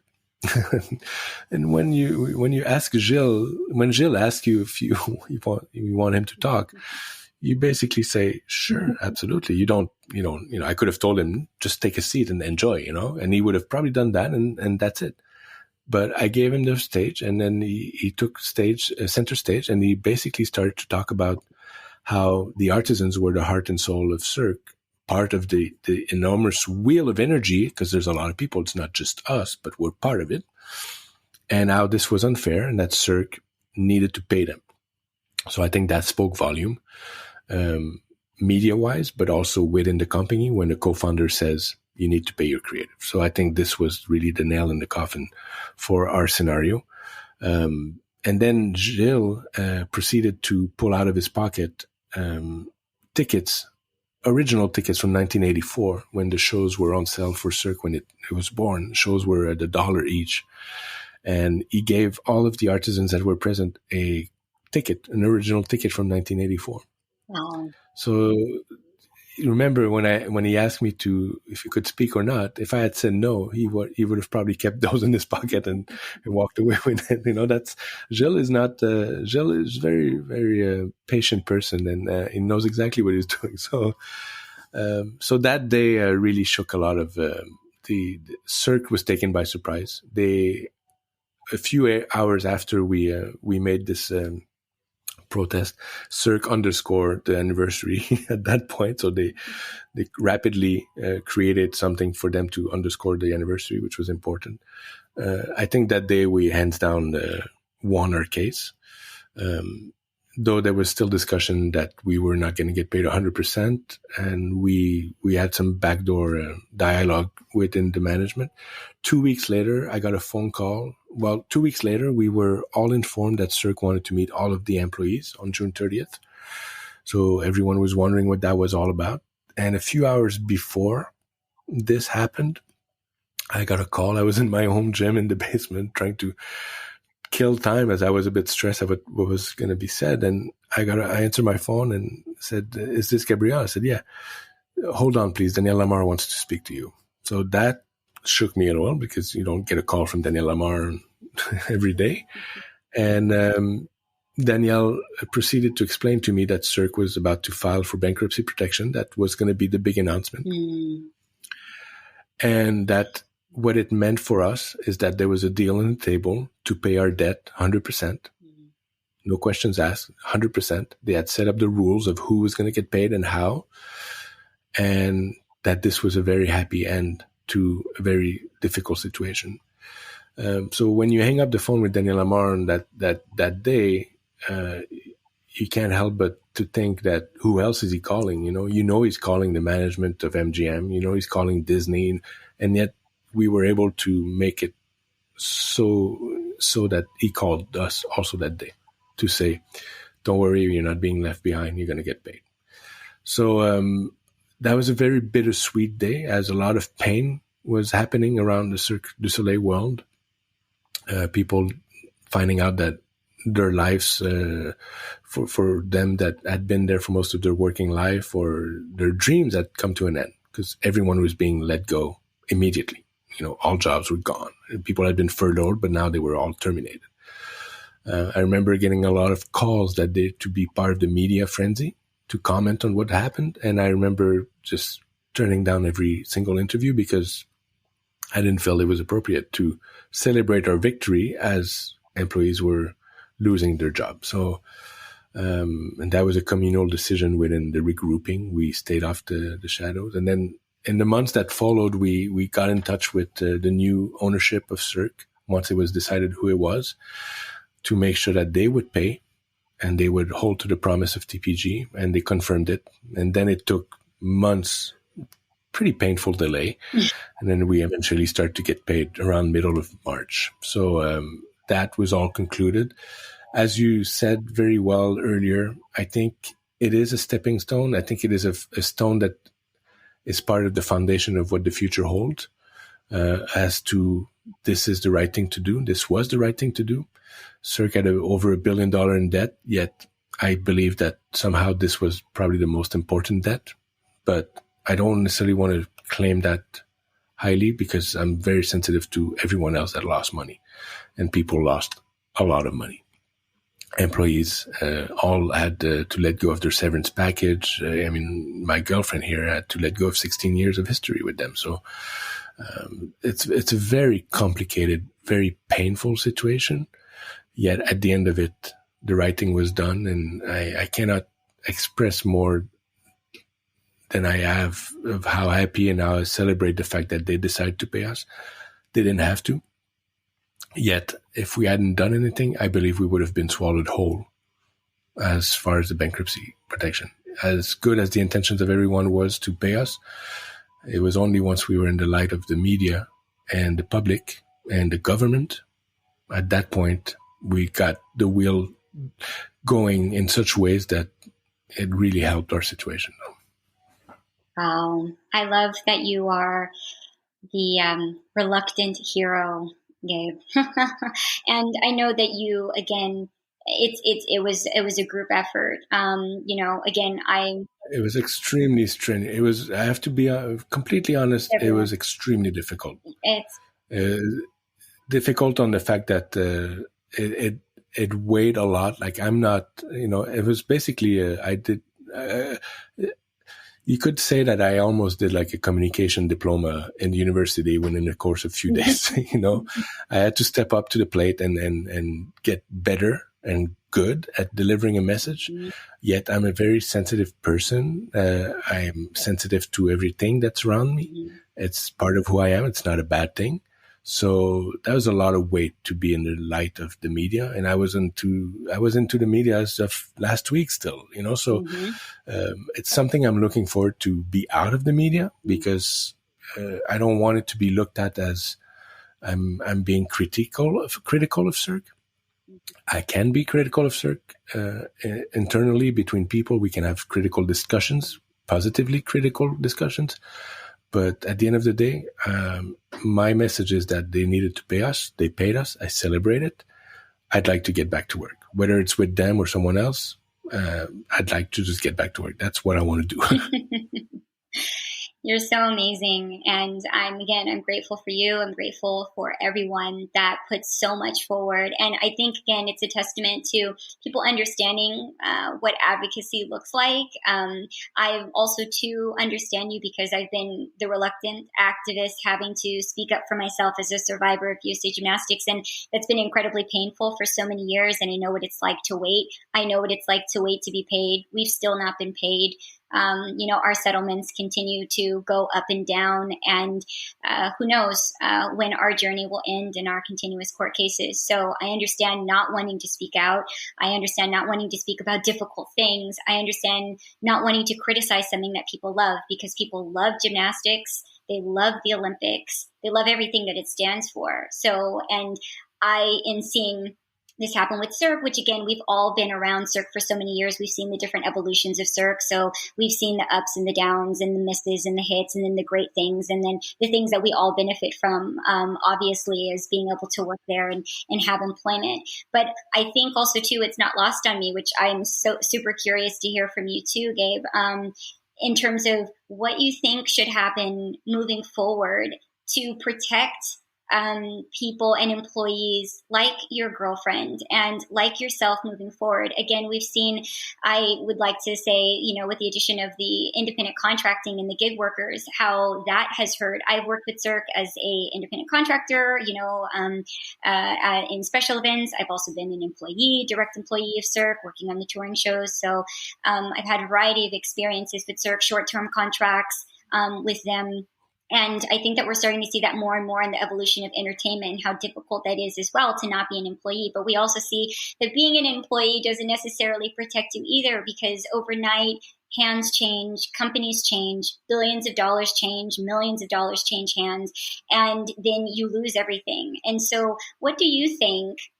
Because I feel like the model of what you guys laid forth this last year, that was so powerful, and in succeeding, because like you said, you didn't know if it was going to happen or not. And that's the really hard thing. Even with my case with USA Gymnastics and all of the survivors, from one day to the next, USA Gymnastics is suing their insurance companies that don't want to pay us. And wow.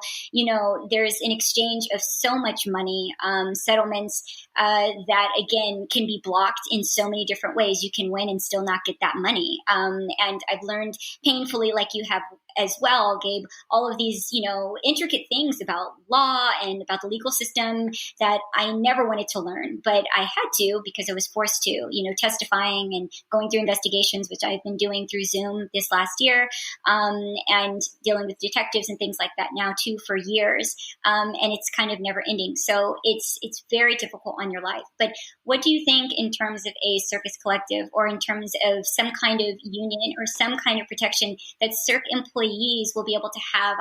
I've been comparing it to Amazon, basically, because to me, Cirque is, pretty much now the Amazon of circus. In the best ways that Amazon is very innovative, and then on the other ways that are maybe not so great, in serving a very big demographic of people, some employees, some independent contractors, everybody, different levels of contracting, different stipulations. That's difficult. But how do you think, because what is the long-term solution to this? Because we know that another crisis will happen. We don't know. And I assume, and I think it'll be within our generation, because we're young and you still have a lot of creativity to generate. And Cirque continues to also to partner with so many companies in the world. It's still going to be a driving force that companies want to be bought eventually by Cirque du Soleil. We know that. And so with Cirque also too, again, becoming and maintaining this powerful presence where they also own so many companies that were at one time independent. How do you think we move forward where employees on all levels have some kind of insurance, any kind of protection in our environment that is this circus industry that you said is people? It's not products, we're not boxes and, shipments of goods like Amazon. We are people that are being moved here and there internationally all over the world, serving in so many different parts of the world in so many facets. And it continues to grow where people want to see circus representation, where people want to see Cirque. They want to see it everywhere. Does it work everywhere? Not necessarily, but they want to try. And so with that continuing to happen, and with you probably and most likely being a part of that continuous evolution because of who you are and what you do, even if it's not with Cirque, it could be with a company that, ends up doing business with Cirque at one time. I mean, all of those are high probabilities, especially with them moving into stronger ownership. And wanting to solidify their brand in different ways, whether that's continuing to dial back in some ways or expanding, but just again, like you said, in a moderate way, with things maybe being shorter and, whatever it needs to happen to be able to accommodate the next couple of years as we evolve during this pandemic. So what do you think, Gabe? I'm very curious after, this journey. I know that you want to step back. I know that you don't want to be the forever advocate. And I totally understand that too. When I get pauses in my court cases and things like that, it feels so nice. I can focus on different facets of my life. I don't have to talk to reporters. I don't have to put out statements on social media because I have to call something out, and it's nice. It's a nice break in that advocacy journey, and not necessarily that you have to be at the forefront of that, yourself, like moving forward, like you succeeded in what you guys set out to do, which was enormous for this time, and I think again will serve as the blueprint moving forward. But what I think again is important to not lose the traction of what you all did is, what does that look like again moving forward for the Cirque du Soleil community, not even the circus community at large. But I know that it's difficult. There's so many, different people from so many different parts of life that come into Cirque du Soleil. That's always been a difficult thing in unifying them in any way. And I think it's also hard to think about yourself as like part of the nucleus of a company that also at some point might just like drop you. And again, this isn't the first time that that's happened. I know people that lost out in 2008, 2009, and lost a lot working with Cirque as well.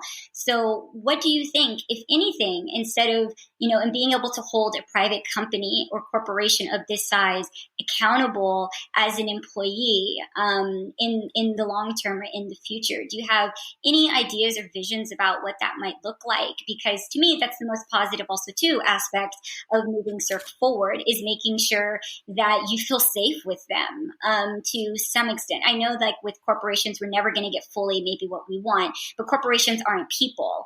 And, just like how they've done, judgments in America where they've turned corporations into people, we know that that's not true. Corporations are not people. People are people, and they shouldn't have people's rights. They should be held to account. And they need regulations, and they need, different, policies and things in place to protect the employees from them, because they're usually, their bottom line is to generate wealth and income. Again, it makes it more complicated because it's a big entertainment company, and it's, creates creative magic. There's a lot of creative integrity there, but we know, again, at the end of the day, to be able to survive, there's a bottom line there that comes into play. And if the employee can kind of be sloughed off at kind of any time, where is the protection for a severance package there? Where is the hope to be able to retire with the company that you spent so many years from? And with circus and with Cirque and with creativity, it takes over your entire life. Like, you give your life to create a show. You give your life to be a creative director. I mean, it takes so much from you, so much. It's emotional. It affects every facet of your life, of your family. And so what do you think that could look like? Or do you think that that's just not something that's going to ever really be possible, and that the company itself just needs to maybe strengthen their own integrity within, and that there shouldn't be something without that holds them accountable with like organizing with employees? So what do you think, Gabe? Well, I'm an overly optimistic person. Always will be, always have been. It's a side of being also slightly naive at the same time, but in a very good way. So first, I hope that you do get to resolve the issues that you have with USA Gymnastic and all of that entails for the closure that it will provide. That I hope and I wish for you to have obviously a happy ending to this, but I wish for you to experience a closure, because that's extremely satisfying. Second, the future of Cirque. There's something I'm not worried at all for the future of Cirque. Sorry. The reason I say that is one thing I understood really quickly in the very early days of Cirque, as I was hanging out at 16-year-old backstage with some performers. They were moaning and bitching about how good it was 2 years ago with Nouvelle Expérience at the Mirage, or when there was only one show and now Cirque was too big because it had 3 shows, yada, yada, yada. And I was like, okay, well, that's, so you listen. I told you, right? I just kept on listening. And then a few years later, O opened and people were fearful. How can you have 2 shows in one town? It's not possible. It doesn't make sense. You're going to kill yourself, blah, blah, blah. And then when the Humanity opened, people were like, oh, I miss when it was just the Days of Mystère. I miss when it was only 2 shows. Now it's 3 shows. So I understood very early on that people will always complain about what they call the good old days. And the good old days are actually right now.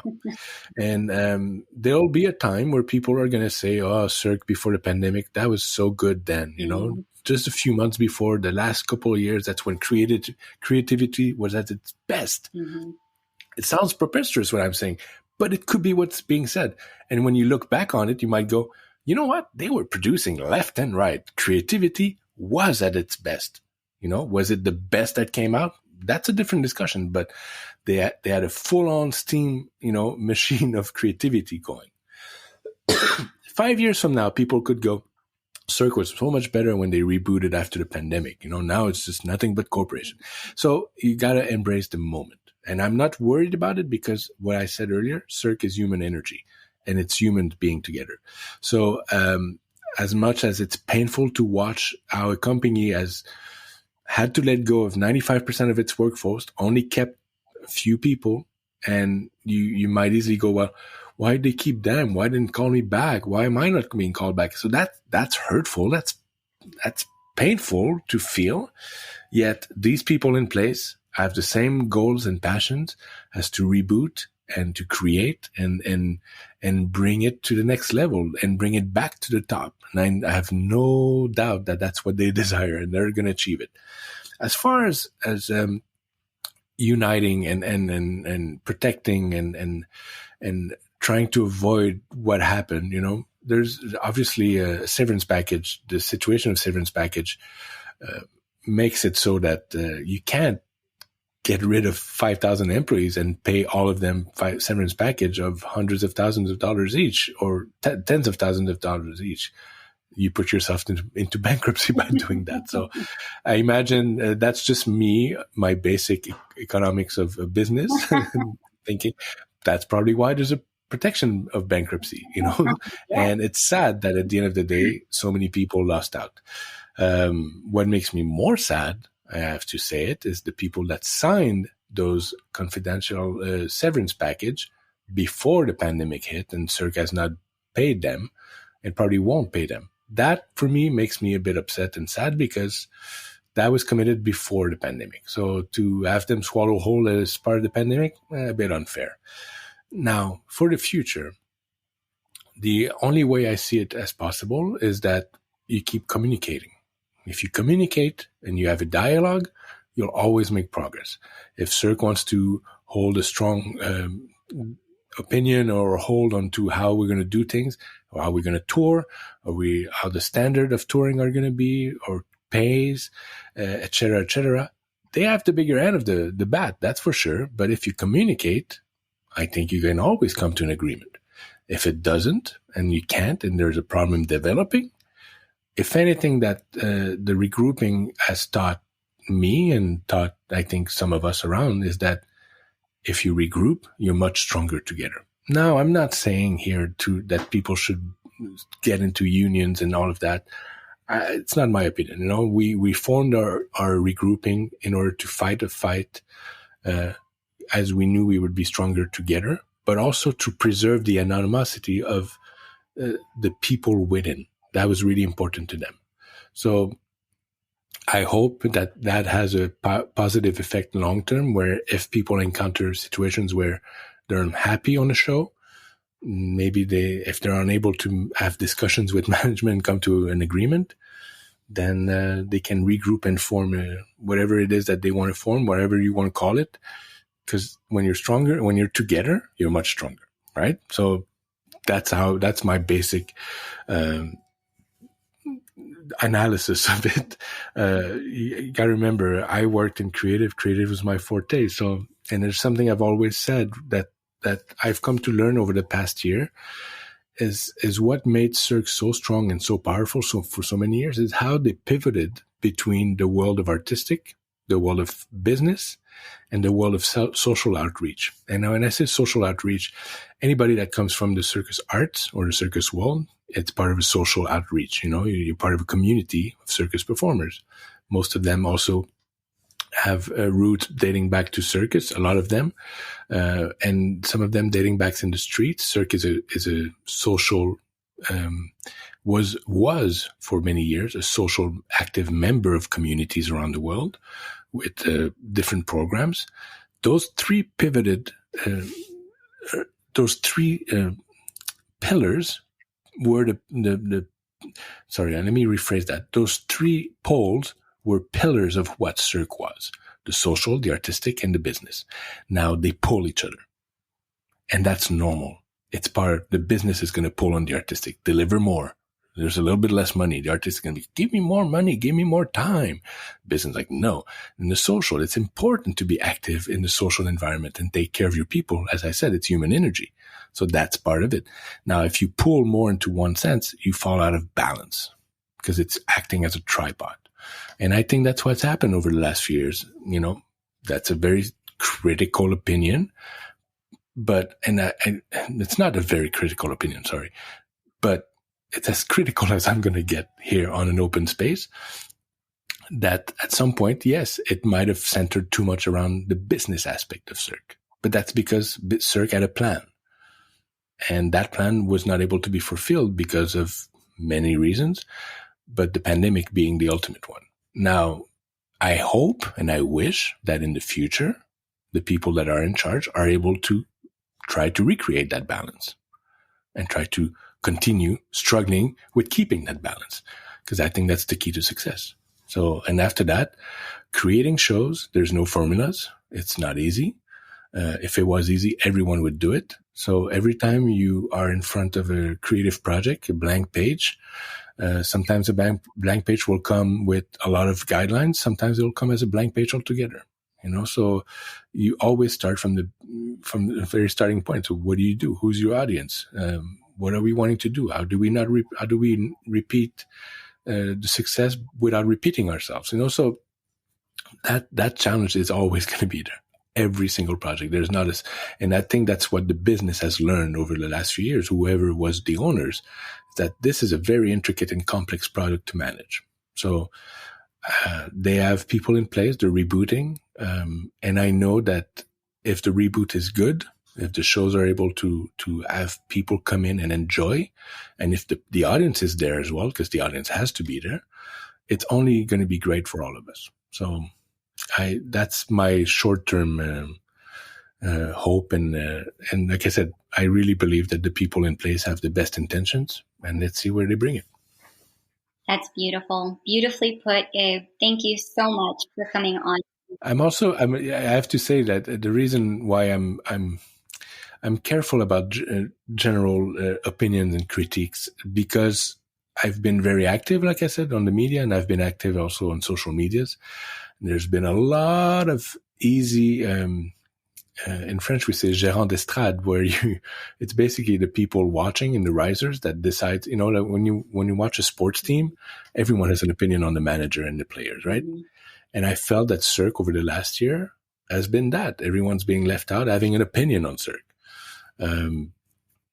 I'm careful about it, because my message was always to get us paid and celebrate and salute that. They didn't have to do it.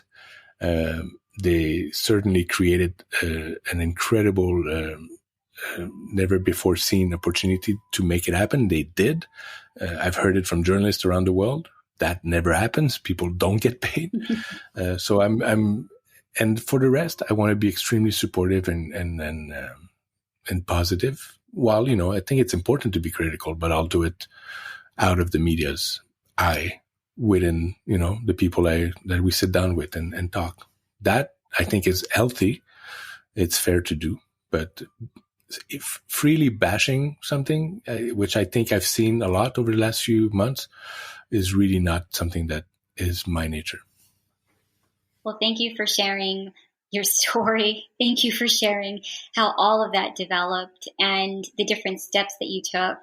Was an amazing journey, and you've really found an incredibly beautiful and poetic way to translate what your experience was this past year, Gabe, and it was incredibly profound. It's a very teachable experience. I think it's not lost on me. I understand the precariousness of needing to be diplomatic in the way that you advocate, because words are very important. Coming from someone who's been through many, many investigations where every word that you say matters against you or for the other person.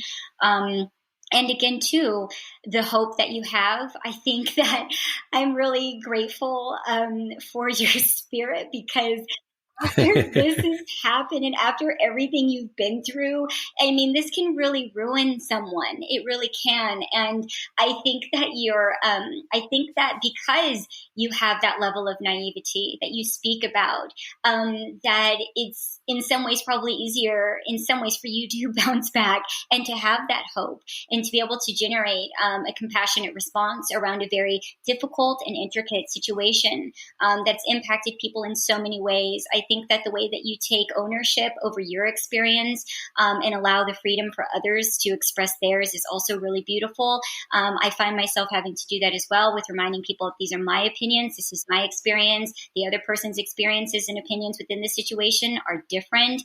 They have different intentions and different motivations, even if we are inclusive and we are a group, and that matters because individuation within something like this does matter as well. But I think that just your reflections and your spirit and, your ability to laugh and your ability to have hope and to support the industry and to stay connected to the company in a positive way. I think that speaks a lot, because it's not easy to do. And like you said, you say the serious things and you say the things that matter when's necessary. And then also too, you want to be part of the solution moving forward, which is also, I think, very valuable. And what I am most oftentimes trying to remind people that I want to see the solutions moving forward more than anything. If we've sussed out the details of what went wrong and what is wrong important, I think history is very important. I think that the experience that you're sharing now is important for people to be able to learn from, so that they can take that forward. Because if you don't know the history of anything that you've been into, you can't, I think, bounce forward in a better way and in a more productive way. So thank you for schooling us, and for enlightening, the audience and enlightening the circus community and then the audiences that love this industry, because they're looking to see what's going to happen. And you've been a guiding light this last year, and I look forward to you continuing to be a guiding light in your own way, because no one has to be an advocate in a certain way. And I always strongly advocate that too, that everybody gets to advocate in the way that feels best for them. Nobody has to be the same. That's the whole point. And we're creatives. I always remind people that too. We are artists. We are artivists or artist activists, even if we don't want to be in some cases. And I think, again, it's really brilliant and beautiful that you've been able to maintain a sense of discovery and a sense of innocence throughout this. And this is also too what I also strive for myself, to remember the beauty of why you're there. You're touching something that's important here. I'm sorry to interrupt, but you're touching something that's very important here.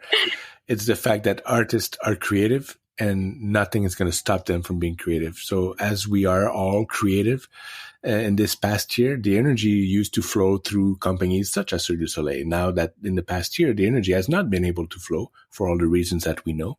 These artists, such as you, such as many of us, have had to find ways to output that creativity. And that will create new forms of output, of performance, of originality, of new sounds, new visuals. And that I'm super excited about. I'm super excited about what's to come, because there's going to be a shift again in energy. I'm not worried about Cirque. Cirque will be part of it. But before Cirque is part of it, it takes time for Goliath to get back on its feet. In the meantime, everyone else is around is having a good time right now, or they're not having a good time, but they're working, they're creating, and they're getting together. And trust me, it's going to be amazing what comes out. Beautifully put. We'll end there. Thank you so much again, Gabe. You're so amazing. Thank you for being so inspiring. And thank you for lifting us off into the future, because we all need it. And I appreciate the support so much, and for you being so open and so candid on the podcast. So thank you again so much for coming onto the show. My pleasure. And thank you for doing this, because these words are now saved forever. And if they can be useful for people, 2 days from now or 5 years from now, I think that's a gift unto itself. So bravo for creating those writings on the wall. Thank you for joining me for this special 1-year anniversary episode of the Live Like an Acrobat podcast. I'm so honored that you tune in to the podcast. I'm so honored that you tuned in to listen to my conversation with the fascinating Gabe Dubé-Dupuis. And I appreciate all of the support that I receive for the podcast. And I look forward to creating more episodes that spark more movements. The Live Like an Acrobat podcast is also available on Circus Talk, the inclusive, independent, and international online network for the circus industry. Circus Talk's mission is to create a level playing field for this industry and democratize access to information. Please consider subscribing to the Live Like an Acrobat podcast and to the circuspreneurblog.com, where you will find extended conversations and interactive content of each episode of the Live Like an Acrobat podcast. I'm your host, Shenea Stiletto, and until next time, please stay safe and stay healthy.